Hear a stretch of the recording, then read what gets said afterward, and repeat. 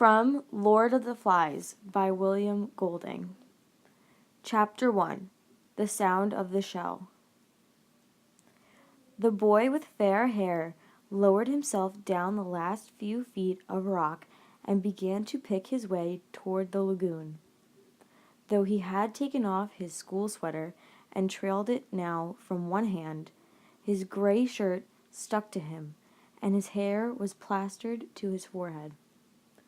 All around him, the long scar smashed into the jungle was a bath of heat. He was clambering heavily among the creepers and broken trunks when a bird, a vision of red and yellow, flashed upwards with a witch-like cry, and this cry was echoed by another.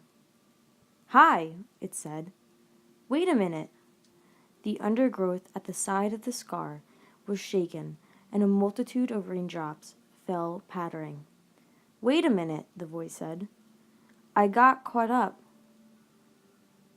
The fair boy stopped and jerked his stockings with an automatic gesture that made the jungle seem for a moment like the home countries. The voice spoke again. "I can't hardly move with all these creeper things." The owner of the voice came back out of the undergrowth so that twigs scratched on a greasy windbreaker. The naked crooks of his knees were plump, caught, and scratched by thorns.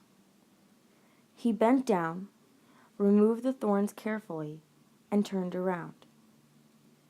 He was shorter than the fair boy and very fat. He came forward, searching out safe lodgments for his feet, and then looked up through his thick spectacles. "Where's the man with the megaphone?" The fair boy shook his head. "This is an island.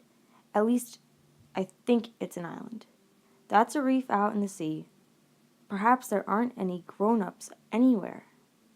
The fat boy looked startled. "There was a pilot, but he wasn't in the passenger cabin. He was up in front." The fair boy was peering at the reef through screwed-up eyes. "All them other lads," the fat boy went on. "Some of them must have got out. They must have, mustn't they?" The fair boy began to pick his way as casually as possible toward the water. He tried to be offhand and not too obviously uninterested, but the fat boy hurried after him. "Aren't there any grown-ups at all?" "I don't think so." The fair boy said this solemnly.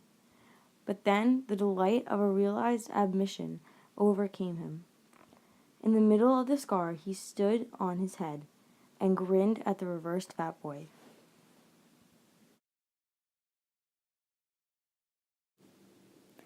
"No grown-ups," the fat boy thought for a moment. "That pilot." The fair boy allowed his feet to come down and sat on the steamy earth. "He must have flown off after he dropped us. He couldn't land here, not in a plane with wheels. We was attacked. We'll be back all right." The fat boy shook his head.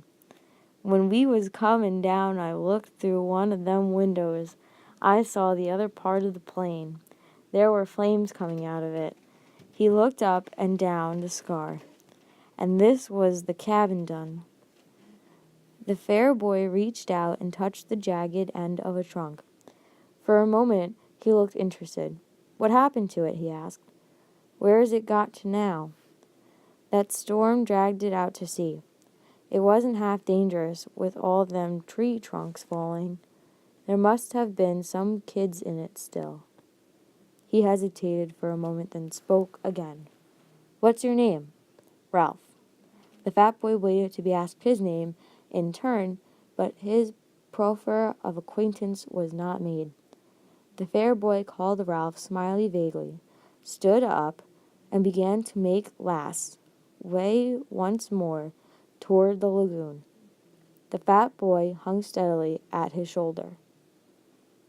"I expect there's a lot more of us scattered about. You haven't seen any others, have you?" Ralph shook his head and increased his speed. Then he tripped over a branch and came down with a crash. The fat boy stood by him, breathing hard. My auntie told him not to run, on account of my asthma. Asthma? That's right. Can't catch me breath. I was the only boy in our school what had asthma, said the fat boy with a touch of pride. And I've been wearing specs since I was 3.